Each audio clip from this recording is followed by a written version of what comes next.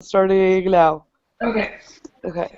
So the first question, Avina, do you still have it in front of you? Yes, I have my little cheat sheet.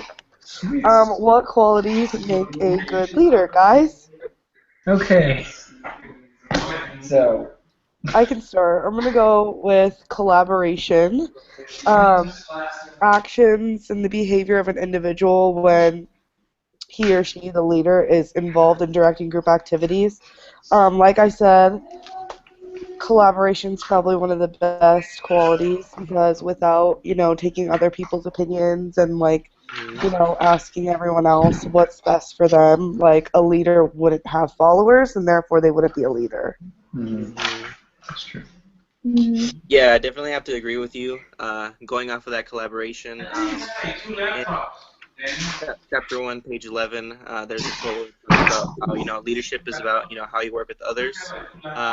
There's a difference between managing and being a leader. It also talks, there's like a quote by Grace Murray Hopper that I really liked. You manage things, you lead people. So you can't really expect to be that like we talked about earlier, dishing out commands and forcing people to do things. You have to be able to lead by example and kind of work together with people and make sure that they feel accepted and that they're not just feeling like they're used as tools and stuff like that. So, ultimately, when you're working in a team setting or in the workforce, you have to remember that although you might be a manager or a leader, you still have to know that, people are people and like they want to feel special and part of the team. So definitely having a collaboration it's really important. So yeah, I definitely like your points on that, Avina. I think it's important to understand the difference between management and leadership. Yeah, because when you're managing things, it's not very dynamic. Usually managing things are pretty static. You can dish out responsibilities and kind of just make it, it's ABC. But when you're actually leading people, you're managing not only the things that they're doing, but you're managing their personalities. You're managing the way that you communicate with them, and that's a completely different dynamic from just managing things. Yeah, I like the quote in the book that says, like, leadership is action, not position. So, like, the leaders that actually take advantage of the spot that they put in and they really, like, inspire and are able to motivate their followers rather than just thinking that they're better than them just because they may have followers and they're, like, ranked above them, I guess. So, I think as long as leaders are like or leaders are really committed to their followers and everything, and they can inspire them to do the best that they can do and really motivate them to be productive, then that makes a really good leader. I really like that quote that you were talking about, Eric, earlier. You manage things, you lead people, and then going back to like the example that I was telling you guys about before about how my manager at work, she is good at saying, okay, do this, do that, but she's not a very good leader in the fact that she doesn't show us how to do it or follow up, make sure it's getting done, or just lead by example. She's kind of just not totally there as a leader. She's more of just telling us what to do. And that brings me to the part that stood out to me. What makes a good leader, the 4 primary themes. Leadership is about who you are. So in the book it says like some people are born leaders, and leadership about who you are has to do with the course of action that is changed, or the course of action by the many is changed by one.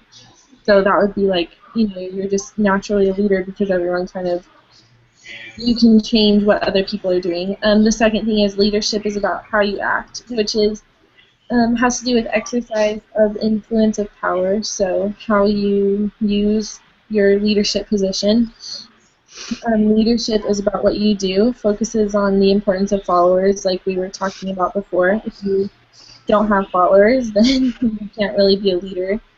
And then leadership is about how you work with others, which emphasizes collaboration, which is another thing that we were talking about, and how you have to collaborate with other people and make sure that you work together to do a team goals. Definitely. I don't know. I know all of us have probably met a natural born leader at one point in our lives, and it's different from a person who has to learn leadership because I mean they have people that they'll follow them or they'll listen to their ideas and they're kind of be there for them to the ends of the earth. And if you've met those people, their personalities they're very forward, but they're not just very forward and they're not just giving commands. They're very people oriented. They're very conscious of what other people are feeling, and that's what really makes a good leader. Yeah, Yeah, definitely. you have to like take into consideration what other people are feeling, and that's one thing that in the book it says being selfish is what makes a poor leader. So I think that's one of the biggest qualities that a bad leader would have is being selfish and the unwillingness to absorb other people's ideas.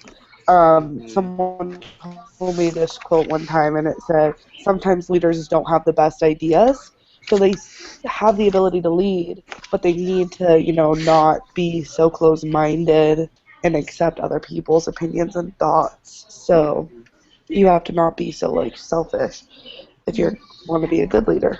Mm-hmm. Yeah, I agree with you. Oh, are you going? Go ahead, Eric. Go ahead. Okay.